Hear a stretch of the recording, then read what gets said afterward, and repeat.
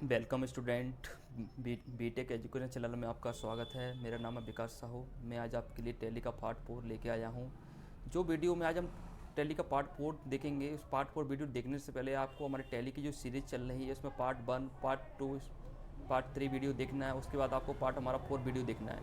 इस वीडियो में आज हम पूरा मेड ऑफ अकाउंटिंग कवर करेंगे। अकाउंटिंग को हम कैसे बनाते हैं, अकाउंटिंग हमारी कैसे बनती है।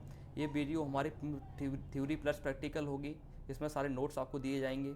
ये वीडियो देखने के बाद आपको कभी भी टैली में कोई परेशानी नहीं होगी, क्योंकि इस वीडियो में आज पूरा हम अकाउंटिंग को बनाते कैसे हैं वो सारी चीज़ इसमें हम सिखाएंगे। सबसे पहले सीखेंगे अकाउंटिंग, मेड ऑफ अकाउंटिंग कैसे बनती है। और आपको आगे जाने से पहले मैं आपसे एक चीज़ कहना चाहता हूँ कि आपको हमारे चैनल को सब्सक्राइब करना है, वीडियो को ज़्यादा से ज़्यादा शेयर करना है और ज़्यादा से ज़्यादा लाइक करना है।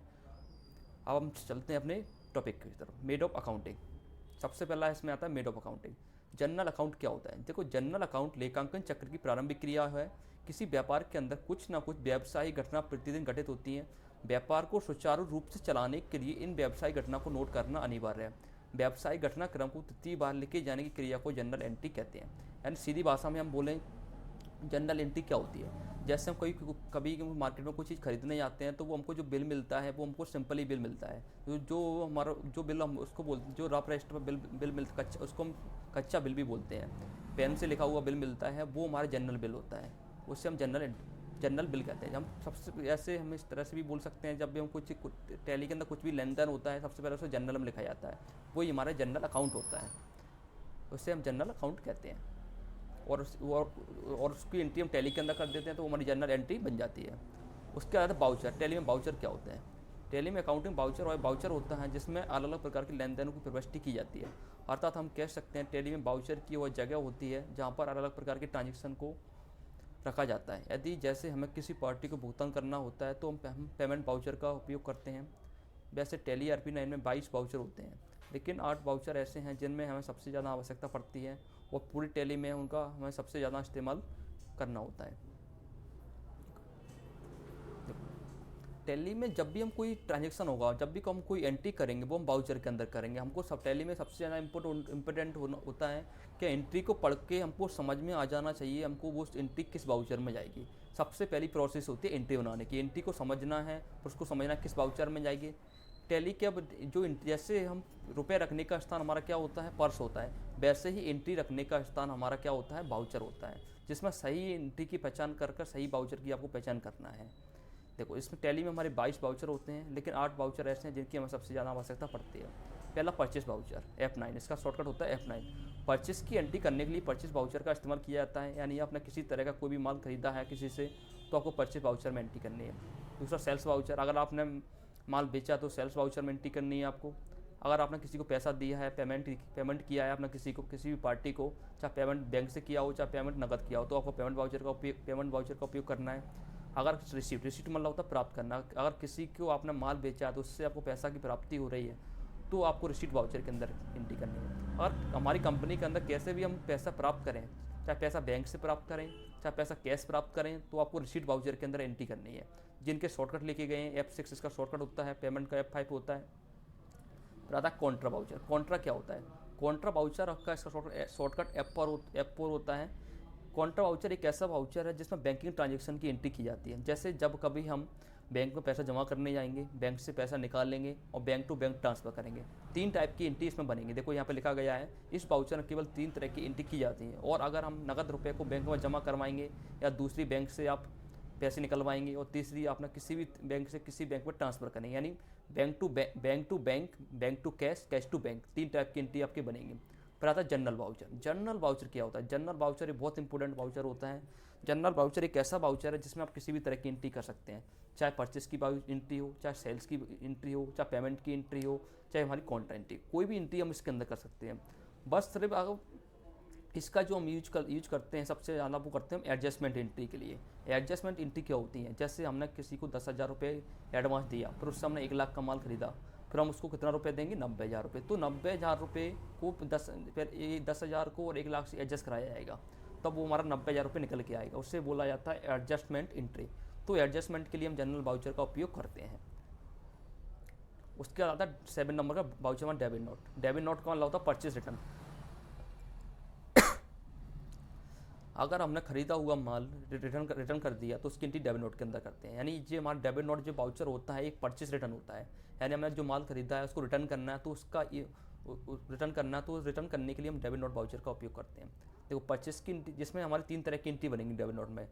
अगर एक बनेगी हमारी परचेस रिटर्न, दूसरा बनेगा अगर हम किसी पार्टी ने हमको स्कीम में डिस्काउंट दिया है तो उसकी एंट्री हम डेबिट नोट के अंदर करेंगे। और किसी पार्टी से हमको ब्याज कोई पार्टी हमको ब्याज दे रही है, इंटरेस्ट दे रही है, तो उसकी एंट्री डेबिट नोट के अंदर करेंगे। और कोई किसी के खाते से हम पैसे काट रहे हैं तो एंट्री डेबिट नोट के अंदर करेंगे। मतलब 4 टाइप की एंट्री आपको इसमें मिलेंगी। डेबिट मतलब होता है प्राप्त करना, जब भी हमारे पास पैसा आएगा किसी भी फॉर्म में तो एंट्री डेबिट नोट में होगी, डेबिट नोट में एंट्री की जाती है। क्रेडिट नोट सेल्स रिटर्न, जब भी हम माल सेल्स करेंगे और वो सेल्स किया हुआ माल हमारे पास रिटर्न आएगा तो उसकी एंट्री हम क्रेडिट नोट में करेंगे। और हम किसी पार्टी को स्कीम में डिस्काउंट देंगे तो हमारे यहाँ से पैसा जाएगा तो उसकी एंट्री हम क्रेडिट नोट में करेंगे। अगर हम किसी पार्टी को ब्याज दे रहे हैं तो उसकी एंट्री क्रेडिट नोट में करेंगे। अगर हमारे खाते से कोई पैसा काट रहा है तो उसकी एंट्री क्रेडिट नोट में करेंगे। इन 4 टाइप की एंट्री हमारी इसमें बनेंगी। डेबिट नोट में परचेज रिटर्न, क्रेडिट नोट में सेल्स रिटर्न। इनका शॉर्टकट जो होते हैं कंटो प्लस F9, कंटो प्लस F8।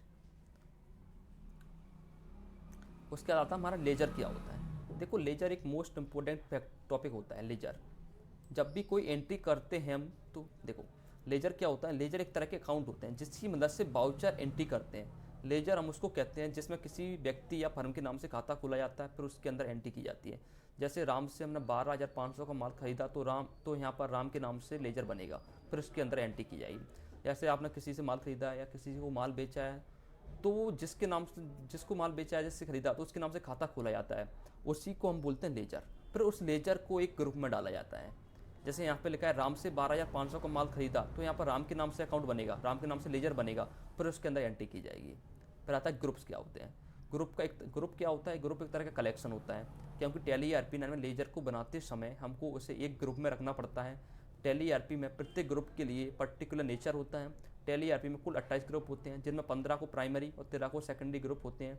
जैसे राम से हमने 12,500 का माल खरीदा तो राम के अकाउंट्स को हम सन्डी क्रेडर्स में डालेंगे।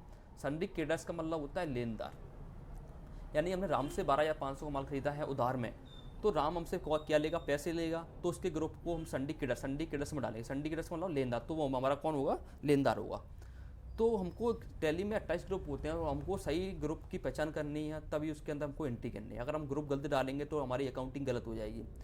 अगर हम माल बेचते हैं तो सन्डी डेप्टर्स में डालते हैं और माल खरीदते हैं तो सन्डी क्रेडर्स में डालते हैं। जब उधारी में ट्रांजेक्शन होगा हमारा तब, और कैश में होगा तो कैश में डालेंगे। इस तरह से हमको सही ग्रुपों की पहचान करना है।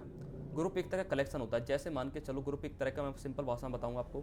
जैसे हमारे इंडियन टीम के खिलाड़ी होते हैं, जैसे रोहित शर्मा अलग होता है, विराट कोहली होता है, हमारा हार्दिक पांड्या होता है। तो हम सबको एक एक करके नहीं बताएंगे कि हमारा जी रोहित शर्मा है, जी हमारा विराट कोहली है, जी हमारा कपिल देव है, जी हमारा MS धोनी है। तो हम उनको बोल सकते हैं जो हमारे इंडियंस हैं। इस तरह से ग्रुप्स होता है। टैली के अंदर अकाउंट्स ग्रुप अलग होते हैं और इन्वेंट्री ग्रुप अलग होते हैं। इन्वेंट्री ग्रुप में हम स्टॉक आइटम का ग्रुप बनाते हैं। जैसे हमने टीवी खरीदा तो टीवी का अलग ग्रुप बन जाता है। और अकाउंट ग्रुप में जैसे हमारा माल यूपी से आता है, पंजाब से आता है, तो पंजाब का अलग ग्रुप बन जाता है, हमारा यूपी का अलग ग्रुप बन जाता है। तो बैलेंस शीट में हमको ग्रुप बनाने से बैलेंस शीट में हमको फ़ायदा हो जाता है। जब भी बैलेंस शीट हम एनालाइज करते हैं तो हमको सारे एंट्रीज में सारे ग्रुप हमारे अलग अलग दिखते हैं। तो हमारे यूपी के कस्टमर अलग हो जाते हैं, MP के कस्टमर अलग हो जाते हैं हमारे, और जैसे आइटम भी हमारे अलग हो जाते हैं, टीवी अलग हो जाती है, फ्रिज अलग हो जाती हैं। इसके लिए ग्रुप बनाया जाता है। उसके बाद आता है हमारा फाइनेंशियल ईयर। फाइनेंशियल ईयर क्या होता है। फाइनेंशियल ईयर का मतलब होता है वित्तीय वर्ष। हम उसको कहते हैं जिसके अंदर व्यापार जगत के सारे लेन देन होते हैं। व्यापार में वित्तीय वर्ष 1 अप्रैल से लेकर 31 मार्च तक होता है, जिसके अंदर सारे लेन देन रिकॉर्ड कर एक वर्ष की बैलेंस शीट बनती है। टैली में यानी अकाउंटिंग में हम बोलें तो वित्तीय वर्ष का बहुत बड़ा रोल है। अच्छा, एक वर्ष में ये जो वित्तीय वर्ष होता है हमारा 1 अप्रैल से लेकर 31 मार्च तक होता है। सारे जो लेन देन होते हैं वो उसी के अंदर रिकॉर्ड किए जाते हैं। फिर हमको एक साल का जो प्रॉफिट एंड लॉस निकलता है वो इसी फाइनेंशियल ईयर में देखा जाता है। कितना हमको प्रॉफिट हुआ, कितना हमको लॉस हुआ, वो सब हम इसके अंदर देखेंगे। उसके बाद आता है हमारा ट्रायल बैलेंस। ट्रायल बैलेंस क्या होता है। ट्रायल बैलेंस अकाउंट का स्टेटमेंट होता है जो लेजर में क्रेडिट व डेबिट के आइटमों का बैलेंस दर्शाता है। ट्रायल बैलेंस लेजर में जनरल एंट्री को रिकॉर्ड करने व अकाउंट का बैलेंस निकालने के लिए तैयार किया जाता है। सभी डेबिट की एंट्री को एक तरफ व सारी क्रेडिट की एंट्री को दूसरी तरफ लिखा जाता है। जब किसी कंपनी में लेन देन होता है तो उस लेन देन को जनरल में लिखा जाता है। यानी जब किसी कंपनी में कोई लेन देन होता है उस लेन देन को सबसे पहले हम जनरल में लिखते हैं। फिर उसके बाद जनरल से समस्त बैलेंस की लेन देन की लेजर में पोस्टिंग की जाती है। मतलब जो भी लेन देन होगा सबसे पहले हम उसको रफ रजिस्टर में लिखेंगे, रफ रजिस्टर से उसके लेन देन को हम टैली में लिखेंगे, उसके बाद हम लेन देन लेजर में पोस्टिंग की जाती है। लेकिन पोस्टिंग के बाद यह जानना आवश्यक होता है कि लेजर में की गई पोस्टिंग सही है या नहीं। यह जांच करने के बाद एक लिस्ट बनाई जाती है जिससे हम ट्रायल बैलेंस कहते हैं। ट्रायल का अर्थ होता है जांच से, बैलेंस का अर्थ होता है शीट से। इसे जांचने के लिए एक अकाउंट तैयार किया जाता है, उससे हम ट्रायल बैलेंस कहते हैं। ये हमारा ट्रायल बैलेंस होता है। देखो उसके बाद हमारा नेक्स्ट आता है trading and profit loss account. जी क्या होता है? देखो ट्रेडिंग अकाउंट अंतिम अकाउंट होता है जिससे हमें किसी व्यापार के बारे में पता चलता है कि निश्चित ट्रेडिंग अवधि में माल के purchase, sales, opening stock, closing stock कितना रहा और क्रय उत्पादन पर कितना खर्चा हुआ, ग्रॉस प्रॉफिट अथवा ग्रॉस लॉस कितना हुआ। इस अकाउंट में माल संबंधी खातों के बैलेंस दिखाए जाते हैं। ट्रेडिंग अकाउंट दो हिस्सों में तैयार किया जाता है, बायां हिस्सा डेबिट साइड में, दायां हिस्सा क्रेडिट साइड में। जो माल बेचा जाता है उसे दिखाया जाता है। डेबिट साइड में जो माल खरीदा जाता है उसे दिखाया जाता है, क्रेडिट साइड में जो माल बेचा जाता है उसे दिखाया जाता है। इस अकाउंट का शेष डेबिट या क्रेडिट किसी भी तरह का हो सकता है। इस खाते में क्रेडिट बैलेंस लाभ प्रकट करता है जबकि डेबिट बैलेंस हानि को प्रकट करता है। ट्रेडिंग अकाउंट लाभ हानि खातों का एक ही भाग माना जाता है, अंततः इस अकाउंट का शीर्षक trading and profit loss account दिखाया जाता है। देखो trading and profit loss account क्या होता है? जब भी माल खरीदते हैं, जब भी हम माल बेचते हैं तो ट्रेडिंग अकाउंट में दिखता है। जो हम माल खरीदेंगे या माल बेचेंगे वो हमारा ट्रेडिंग अकाउंट दिखता है। ट्रेडिंग जो अकाउंट होता है, trading and profit loss account होता है, वो चार हिस्सों में होता है। एक हमारा इनकम का होता है, एक हमारा एक्सपेंस का होता है, एक हमारा असेट का होता है, एक हमारा लाइबिलिटी का होता है। यहाँ पे आपको दो तीन शब्द मिले यहाँ पे नई, ओपनिंग स्टॉक और क्लोजिंग स्टॉक। ये क्या होते हैं? जो माल खरीदते हैं वो हमारी ओपनिंग स्टॉक होती है, जो माल हम बचता है वो हमारा क्लोजिंग स्टॉक होता है, इससे कहते हैं क्लोजिंग स्टॉक। और ग्रॉस प्रॉफिट और ग्रॉस लॉस ये क्या होता है? यहाँ पे जो आपको नई शब्द मिले यहाँ पे, gross profit and gross loss, ये क्या होता है? देखो ग्रॉस प्रॉफिट क्या होता है? जैसे हमने 1000 का मोबाइल फ़ोन खरीदा, उसको हमने 2000 में बेचा, तो हमारा जो हमारा प्रॉफिट होगा ओवरऑल वो कितना होगा? 1000 रुपये। ऐसे हमारा gross profit and gross loss निकलता है। और हमको नेट प्रॉफिट नेट लॉस निकालना है। जैसे हमने एक व्यापार स्टार्ट किया जिसमें हमने 1000 रुपये का मोबाइल फ़ोन खरीदा और 2000 में उसको बेचा, और माल को लाने में हमारा 100 रुपये का खर्चा लग गया, 100 रुपये का हमने बिजली का बिल पे कर दिया, तो टोटल हमारा खर्चा कितने का हो गया? 1200 रुपये का। और माल बेचा हमने कितने का? 2000 का। तो हमारा यहाँ पे जो प्रॉफिट होगा नेट प्रॉफिट वो हमारा 800 होगा। इससे बोला जाता है नेट प्रॉफिट।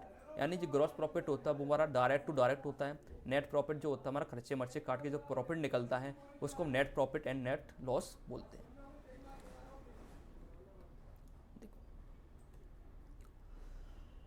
उसका नेक्स्ट आता है हमारा बैलेंस शीट। बैलेंस शीट क्या होती है? बैलेंस शीट का आशय ऐसे स्टेटमेंट्स हैं जो एक निश्चित समय पर एक व्यापार की वित्तीय स्थिति को प्रकट करता है। अतः बैलेंस शीट व्यापार की आर्थिक स्थिति का विवरण होता है। बैलेंस शीट में दो पक्ष होते हैं, एक दायित्व का यानी एक लाइबिलिटीज का, दूसरा संपत्ति पक्ष यानी असेस्ट का। दायित्व पक्ष में व्यापार के समस्त दायित्व लिखे जाते हैं, जैसे पूंजी, कैपिटल्स, लेनदार, हमारे क्रेडिटर्स, बैंक ऋण, बैंक लोन, ईटीसी। संपत्ति पक्ष में व्यापार की समस्त संपत्तियाँ लिखी जाती हैं, जैसे रोकड़, कैश, लेनदार, डेप्टर्स, मशीन, फर्नीचर इत्यादि। बैलेंस शीट में संपत्ति, असेस्ट और दायित्व, लाइबिलिटी दोनों पक्षों का जोड़ बराबर होना चाहिए। अगर दोनों पक्षों का जोड़ बराबर नहीं है तो इसका अर्थ है कि जनरल एंट्री या लेजरिंग में हमारी कोई गलती है। बैलेंस जब भी कोई हम टैली में लेन देन करते हैं तो उसकी बैलेंस शीट बनती है। बैलेंस शीट हमारी दो भागों में होती है, एक होता है हमारा लाइबिलिटीज का, एक होता है हमारा असेस्ट का। दोनों पक्षों का जोड़ बराबर होना चाहिए। अगर दोनों पक्षों का जोड़ बराबर नहीं आता तो हमारी टैली में कोई गलती है, हमारी अकाउंटिंग में गलती है। दायित्व पक्ष में लाइबिलिटी जो पक्ष होता है उसमें समस्त लाइबिलिटियाँ दिखती हैं हमारी। असेस्ट जो पक्ष होता है उसमें समस्त असेस्ट संपत्तियाँ हमारी दिखती हैं। उसके बाद आता है कॉस्ट अकाउंटिंग क्या होती है। टैली में डिफ़ॉल्ट रूप से sales account, purchase account, expense और इनकम ग्रुप्स के अंतर्गत लेजर अकाउंट के लिए कॉस्ट सेंटर फीचर एक्टिवेट होता है। टैली में हम सिंगल अथवा मल्टीपल कॉस्ट सेंटर बना सकते हैं। यानी कॉस्ट सेंटर को मैं आपको सिंपल भाषा में समझाऊँ क्या होता है। जैसे हमने 1 लाख रुपये की हमने स्टेशनरी खरीदा, तो उसमें हम दिखा सकते हैं 1 लाख रुपये में हमने रफ कितने का खरीदा, पेंसिल कितने की खरीदी, कॉपी कितने की खरीदी। उसी को हम बोलते हैं कॉस्ट अकाउंटिंग। मतलब सभी कॉस्ट जो खर्चा किया उसका विवरण दिखाना, उसी को हम कॉस्ट अकाउंटिंग बोलते हैं। देखो अब इस चीज़ को हमने यहाँ पे जो प्रैक्टिकल थ्योरी नॉलेज ली, अब इसको हम लेके चलते हैं अपने कंप्यूटर स्क्रीन पे। अब इसका हम प्रैक्टिकल नॉलेज लेंगे। यहाँ पे प्रैक्टिकल देखेंगे इसका हम।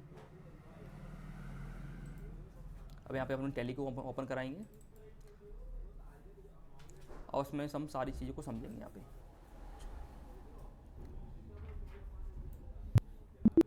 देखो यहाँ से मैं ओपन कराऊंगा टैली को। कल यहाँ पे हमने कंपनी को क्रिएट करना समझा था। आज हम कंपनी के अंदर हम आपको काम करके दिखाएंगे। इसमें मैं कंपनी खोलता हूँ यहाँ पे अपनी GST वाली कंपनी। देखो सबसे पहला है हमारा अकाउंटिंग बाउचर। जो हमारे बाउचर होते हैं, देखो पहला इसमें आता है मास्टर्स अकाउंट इन्फो। इसके अंदर हमारे मास्टर्स होते हैं। इसमें हम ग्रुप बना सकते हैं। देखो जब हमारे अकाउंट का ग्रुप होता है, जब हमारा लेजर होता है, तो हम इसमें ग्रुप बनाएंगे। सिंगल में 1 by 1 बनता है, मल्टीपल में एक बार में एक से अधिक में बना सकते हैं। जो ग्रुप बनाया है वो डिस्प्ले में जाके हमको दिखता है, अल्टर में जाके चेंज हो जाता है। देखो सिंगल ग्रुप यहाँ पे बनाता हूँ मैं। जैसे मान के चलो हमारा माल आता है यूपी से, तो हम यूपी का एक ग्रुप बनाएंगे यहाँ पे, यूपी सप्लायर। जब हमारा यूपी का ग्रुप हो गया, एक हमारा माल आता है, तो माल जो किस ग्रुप में जाएगा, सिंडिकेट्स में, क्योंकि हमारा माल आता है, हम माल खरीद रहे हैं, तो सिंडिकेट्स में इसको हम डालेंगे यहाँ पे। और कुछ नहीं करना आपको, इंटर मार के सेव करना है। और मान के चलो आपका माल आता है पंजाब से, तो पंजाब का एक ग्रुप बनाएंगे यहाँ पे, पंजाब सप्लायर सिंडिकेट्स में जाएगा। और जैसे हम माल बेचते हैं तो माल बेचने का ग्रुप बना सकते हैं। जैसे हम माल बेचते हैं, हम इंदौर माल बेचते हैं, ग्वालियर माल बेचते हैं, तो उसको संदीप डेप्टर्स में आप डाल सकते हो। ऐसे आपको उनको अकाउंट ग्रुप बना सकते हैं। देखो डिस्प्ले में जाके जो ग्रुप बनाया वो हमको दिखेगा। जैसे हमने ग्रुप बनाया था यहाँ पे पंजाब का, तो P दबाना है आपको। देखो पंजाब का हमारे सामने आ गया, पंजाब सप्लायर आ गया। इस टाइप से हम ग्रुप हमारे आ जाते हैं। अल्टर में जाके हम चेंज कर सकते हैं। जैसे हमने बनाया था यहाँ पे यूपी को खोलेंगे यहाँ पे हम। अब यहाँ आपको यूपी का कुछ चेंजेस करना है, यहाँ पे चेंजेस कर सकते हैं। कुछ भी चेंजेस करना है यहाँ पे हम, और डिलीट करना है तो Alt D से यहाँ से हमारा डिलीट भी हो जाएगा। इस टाइप से हम ग्रुप बनाते हैं। सिंगल ग्रुप हो गया। मल्टीपल में हमारे 1 टाइम में बन जाते हैं। तो मल्टीपल में बनाएंगे यहाँ पे। अब मल्टीपल में बनाएंगे जहाँ जहाँ हमारा माल जाता है, तो अंडर ग्रुप में यहाँ पे दिख रहा है आपको अंडर ग्रुप। यहाँ पे लेंगे हम Sandeep debtors group. Sandeep debtors माल जाता है नहीं, वो हमारे देनदार होगा। हम उसको माल बेचेंगे तो हमको पैसा देगा, तो यहाँ पे संदीप डेप्टर्स में जाएगा ये। देखो तो यहाँ पे डाल देते हैं हम संदीप डेप्टर्स में। देखो तो हमारा माल जाता है, देखो दतिया, तो यहाँ पे दतिया डाल देता हूँ मैं। यहाँ पे दतिया में हमारे कस्टमर हैं, दतिया कस्टमर एंटर। और हमारा माल जाता है ग्वालियर कस्टमर। इससे क्या होगा, ग्रुप बनाने से हमारी बैलेंस शीट में हमको आसानी होगी देखने में। तो हमारे दतिया के कस्टमर हमारे अलग हो जाते हैं। इस टाइप से हम मल्टीपल ग्रुप बना सकते हैं। और वही सिस्टम इसमें डिस्प्ले में जाके दिखेगा और फिल्टर में जाके चेंज हो जाएगा। फिर उसका सेकंड प्रोसेस आता है लेजर। और यहाँ पे लेजर बना सकते हैं। क्रेट लेजर होता है जिसको हम माल बेचते हैं, जिससे माल खरीदते हैं, उसके नाम से लेजर बना सकते हैं। जैसे मैं आपको लेजर बना के दिखाता हूँ। हमारा माल आता है राम ट्रेडर्स से, तो राम ट्रेडर्स का लेजर बनाऊंगा मैं यहाँ पे। राम ट्रेडर्स से माल आता है, तो जो हम माल खरीद रहे हैं तो किस में जाएगा, सिंडिकेट्स में। सिंडिकेट्स ग्रुप में हम इसको डालेंगे यहाँ पे, सिंडिकेट्स। देखो अब और यहाँ पे आपको कुछ फिल नहीं करना अभी आपको। और यहाँ पे आएगा एड्रेस।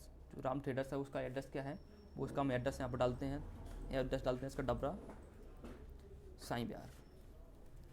ये आपको एड्रेस फिल करना है उसका। और कंट्री सेलेक्ट करना है, यहाँ पे स्टेट सेलेक्ट करना है आपको, यहाँ पे पिन कोड सेलेक्ट करना है यहाँ पे आपको। और यहाँ पे रेगुलर यहाँ पे GST आपको फिल करना है। अगर जाओ GST रजिस्टर्ड है यहाँ पे, तो GST यहाँ पे फिल करना है। और अगर हमने यहाँ पे ओपनिंग बैलेंस भी डाल सकते हैं। अगर हमने कभी कभी क्या होता है, पहले से माल खरीद रखा है हमने इससे पार्टी से, तो उसका ओपनिंग स्टॉक करना है, तो यहाँ पे ओपनिंग स्टॉक भी हम यहाँ पे मेंशन करा सकते हैं इसमें। यानी हमने पहले से इसको 10,000 का माल खरीदा था, तो उसमें ओपनिंग स्टॉक डाल भी सकते हैं और नहीं भी डाल सकते। अगर मान के चलो उसका ओपनिंग करना है खाता, तो ओपनिंग कर सकते हैं, नहीं तो डायरेक्टली हम सिंपल ही बना सकते हैं। ऐसे हमको लेजर बनाते हैं। और देखो हम पे यहाँ एक ऑप्शन है और आता है यहाँ पे एलियास। एलियास में क्या होता है कि इसका एक निकनेम होता है। यहाँ पे बैक से हमने एलियास पहुँच गए। अगर इस पार्टी का कुछ निकनेम है तो यहाँ पे हम निकनेम भी डाल सकते हैं इस पार्टी का। ऐसे हमको राम ट्रेडर्स का निकनेम है यहाँ पे RT, तो इसका निकनेम भी डाल दिया यहाँ पे, तो निकनेम से खुल जाएगा ये लेजर। इस टाइप से आपको लेजर बनाना है यहाँ पे। उसके बाद हम बैंक का लेजर बनाएंगे यहाँ पे, HDFC बैंक सेविंग अकाउंट। अगर हमारा सेविंग है तो सेविंग, करेंट है तो करेंट सेविंग अकाउंट। अब इसके लिए हम इसमें ग्रुप में डालेंगे। इसके लिए हमको सही ग्रुप में डालना सही है। अब इसका कोई एलियास में कोई अगर इसका निकनेम है तो निकनेम डाल सकते हैं। और अंडर ग्रुप बैंक के जो लेजर होते हैं वो हमारे बैंक अकाउंट्स में जाते हैं, तो यहाँ पे बैंक अकाउंट्स में डालेंगे हम इसको। यहाँ पे ग्रुप हमारे लेजर यहाँ पे हमारे देखो यहाँ पे हमारे खुल के आ जाते हैं। यहाँ पे देखो यहाँ पे बैंक अकाउंट, जैसे देखो यहाँ पे सारे ग्रुप देखो बैंक अकाउंट्स,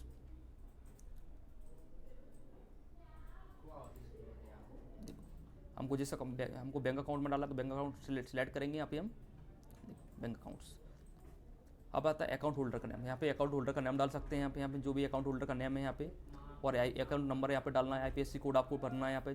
जिस बैंक का जिस बैंक का हम अकाउंट इसमें अटैच कर रहे हैं वो वहाँ से हमारे ट्रांजेक्शन होते हैं वो आपको यहाँ पे फिल करना है सारा। ब्रांच कोड बनना है यहाँ पे, बीसर कोड में आपको मिलेगा वो सारा। अगर चेक बुक लगाना चाहते हो तो चेक बुक लगा सकते हैं यहाँ पे, और इस तरह आपको फिलअप करना है, तुम्हारा बैंक अकाउंट ओपन हो जाता है। अब कैश का अकाउंट पहले से बना होता है, कैश का इसमें हमको अटैच नहीं करना।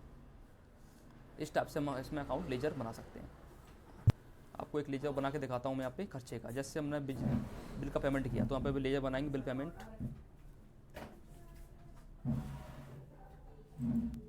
यहाँ पे लिखता हूँ बिल पेमेंट, बिल का लेजर बना रहे हैं बिल पेमेंट का। जी ग्रुप के अंदर जाएगा हमारा इनडायरेक्ट एक्सपेंस। देखो जैसे मैंने यहाँ पे लिखा बिल पेमेंट, जैसे मैंने यहाँ पे बिल पेमेंट यहाँ पे लिखूंगा यहाँ पे मैं। उसके बाद यहाँ पे जो ग्रुप आएगा यहाँ पे,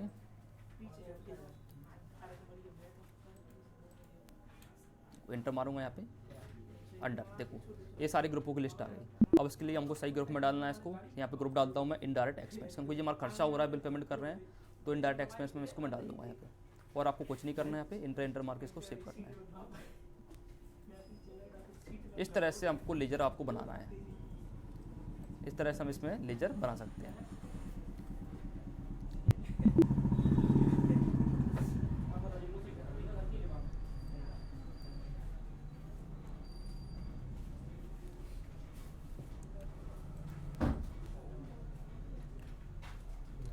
वो सिस्टम में देखो सिंगल लेजर भी बना सकते हैं हम, और डिस्प्ले में हमको जो लेजर बनाया वो हमको शो होगा। जैसे हमने लेजर बनाया था यहाँ पे बिल पेमेंट, तो एंटर मारेंगे यहाँ पे बिल पेमेंट का लेजर आपके सामने आ जाएगा। अब इसको हम कुछ चेंजेस कर सकते हैं अल्टर करके इसमें हम, और डिस्प्ले और अल्टर में आके हमारा कुछ चेंजेस हो जाएगा। डिस्प्ले में आके हमको देखेगा। मल्टीपल में क्या होगा, 1/1 बना सकते हैं हम, एक बार में एक साथ बना सकते हैं। जैसे हमको बनाना है यहाँ पे लेजर संधि क्रेडिट्स की लेजर बनाना है हमको यहाँ पे, तो यहाँ पे लेंगे हम ऑल आइटम आपको लेना है यहाँ पे।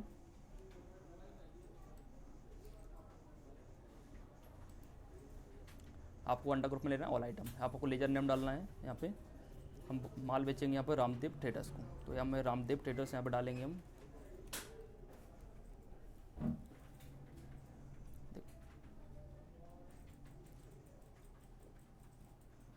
देखो अभी यहाँ पे ग्रुप डालेंगे इसका सन्ड्री, माल बेच रहे हैं तो सन्ड्री डेप्टर्स,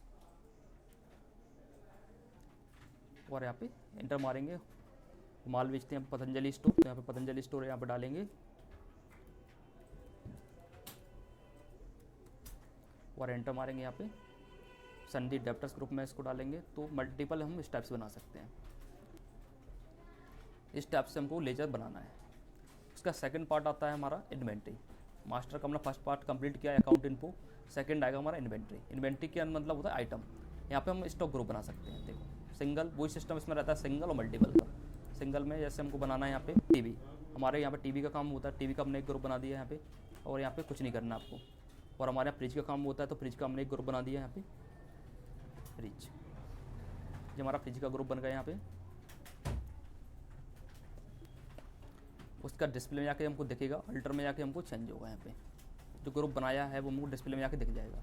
जैसे हमने देखो फ्रिज का ग्रुप बनाया और टीवी का ग्रुप बनाया, तो हमारा जो ग्रुप हमको यहाँ पे दिख रहा है, अल्टर में जाके चेंज होता है। उसके बाद स्टॉक आइटम, यहाँ पे अपना आइटम क्रिएट कर सकते हैं। और यूनिट ऑफ मेजर, यहाँ पे हम यूनिट बना सकते हैं। कोई भी जो आइटम होता है उसकी एक यूनिट होती है। तो जैसे हमने गेहूँ खरीदा तो गेहूँ के लिए जो हमारी यूनिट होती है किलोग्राम होती है। ऑयल खरीदते हैं तो उसकी ऑयल यूनिट होती है। तो यहाँ पे यूनिट हम बना सकते हैं। यहाँ पे देखो यूनिट बनाना है हमको, क्रिएट यूनिट। जैसे मैं यहाँ पे यूनिट बनाता हूँ, मैं यहाँ पे ml, यहाँ पे यूनिट में लेंगे सिंबल में ml। यहाँ पे फॉर्मल नेम में उसका पूरा डालेंगे मिलीलीटर, और यहाँ पे सिलेक्ट करेंगे इसका फॉर्मल नेम। यहाँ पे जा गया मिलीलीटर्स, ये आपको सिलेक्ट करना है यहाँ पे मिलीलीटर्स। और यहाँ पे नंबर ऑफ डेसिमल प्लेस में आप 2 या 3 डाल सकते हो। डेसिमल प्लेस का पॉइंट के बाद जो वैल्यू होती है यूनिट में वो भी हमारी यहाँ पे ले लेगा। तो इसके लिए डेसिमल प्लेस यहाँ पे डाल सकते हैं। वही डिस्प्ले में हमें दिखता है, हमको अल्टर में जाके हमारा चेंज होगा, वही सिस्टम इसमें हमारा। उसके बाद स्टॉक आइटम, यहाँ पे हम स्टॉक आइटम को क्रिएट कर सकते हैं, सिंगल स्टॉक आइटम। यहाँ पे जैसे हमने यहाँ पे खरीदा सैमसंग टीवी, सैमसंग 32 इंच, ये हमारा 32 इंच का सिंबल है, एलईडी टीवी। अब एंटर मारेंगे। अब इसको अंडर ग्रुप जो हमारा क्या है, टीवी या फ्रिज है, तो उस ग्रुप में हम इसको डालेंगे। जो हमारा क्या है, टीवी में इसको डाल सकते हैं यहाँ पे, जो हमने ग्रुप बनाया रखा था टीवी। इससे हमारे बैलेंस शीट में बहुत आसानी होगी डॉक्यूमेंट देखने में। यूनिट लेंगे यहाँ पे हम, जो टीवी हमारी आती है पीसीएस में आती है, तो पीसीएस यूनिट जो हमारी बनी रखी है। अगर यहाँ पे हमारी यूनिट नहीं बनी तो अल्ट सी से हम यूनिट को बना भी सकते हैं। यहाँ आपको प्रेस करना है अल्ट सी। अगर हमारी बनी है तो यहाँ पे ले लेंगे पीसीएस। देखो आपको और यहाँ पे कुछ नहीं लेना। और यहाँ पे अगर हमने पहले से खरीद रखी है तो ओपनिंग करना है, तो अपने ओपनिंग बैलेंस भी कर सकते हैं। और पहले का जो हमने आइटम खरीद रखा है और उसको ओपनिंग करना है टेली के अंदर, तो यहाँ पे ओपनिंग भी कर सकते हैं। इस टाइप से हम आइटम क्रिएट करते हैं। और आपने मान के फ्रिज खरीदा, यहाँ पे हमने फ्रिज खरीदा एलजी फ्रिज